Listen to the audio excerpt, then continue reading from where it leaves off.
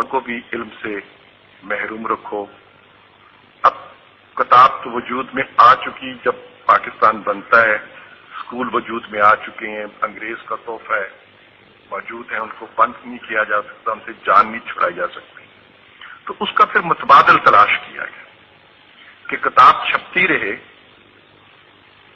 لیکن وہ کتاب نہ چھپے جو آپ تحریر کرتے ہیں، وہ فکر عام نہ ہو جس کی شمع آپ جلاتے ہیں. لوگوں کو پڑھنے کے لیے کتاب دی جائے تو کون سی دی جائے؟ موت کا منظر عرف مرنے کے بعد کیا ہوگا.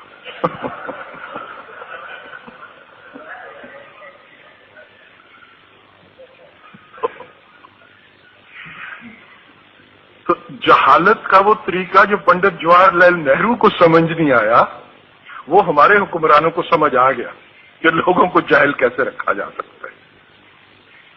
کہ فکر کے متبادل فکر دو، لیکن فکر کے متبادل مردہ فکر دے دو.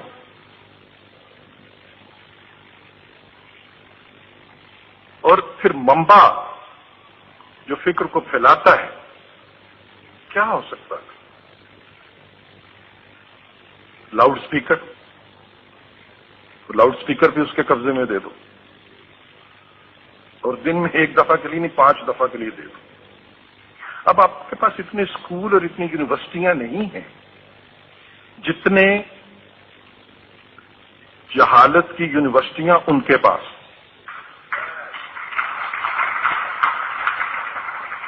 اور 20-25 لاکھ طالب علم جن کو وہ طالب علم کہتے ہیں. آپ کو تو یہ شکایت ہے کھوڑو صاحب کہ سندھی سے سندھ کی زبان چھین لی گئی، پختون سے پختون کی زبان چھین لی گئی، پنجابی سے پنجاب کا ورثہ چھین لیا گیا، بلوچستان سے اس کی تہذیب اور ثقافت جو تھی اس کو چھین لیا گیا. لیکن مجھے تو یہ بتائیے کہ یہ جو یونیورسٹیاں ہیں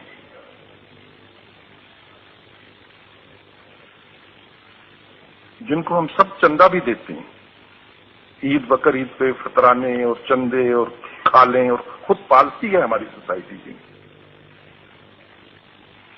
یہ جو جہالت کی یونیورسٹیاں ہیں، پنجابی، سندھی، پٹھان، پاکستانی، اردو، مہاجر، بھائی یہ تو کچھ ان مسئلوں کا تو حل نکل سکتا ہے. ان مسئلوں کے حل دنیا نے تلاش کیے ہوئے ہیں. پاکستان کے آئین میں بھی ان کا جواب موجود ہے. وہ بدقسمتی کہ چونکہ آئین پر عمل نہیں ہوتا تو جھگڑا باقی رہ جاتا ہے. لیکن جو فکر انہوں نے دے دی، جو نفرت، تعصب، تنگ نظری انہوں نے پھیلا دی، اور جو روز پھیلاتے ہیں، اور جو تقسیم انہوں نے ڈال دی. اسکول میں نصاب میں ایک ہی جماعت میں بیٹھے ہوئے لوگوں کو تقسیم کر دیا گیا کہ ایک فرقے کا یہ نصاب ہوگا زکوٰۃ کیسے دینی ہے، دوسرے فرقے کا نصاب یہ ہوگا کہ زکوٰۃ کیسے نہیں دینی ہے. بچوں کو پڑھایا جائے گا، یہ بچوں کو پڑھایا جائے گا اسکول میں، جہاں پہ ہم سمجھتے ہیں کہ اسے ہم نے پاکستانی بنانا ہے. ہم پاکستانی تو نہیں بنا پائیں گے نا جب بچوں کو آپ یہ 2 مختلف چیزیں پڑھا دیں.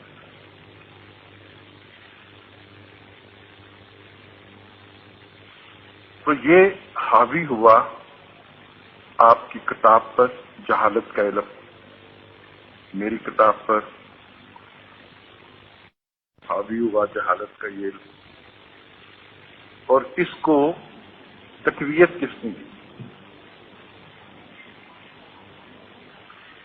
پرویز رشید آرٹ کونسل کراچی میں منعقدہ تقریب سے خطاب کر رہے تھے. آپ نے ملاحظہ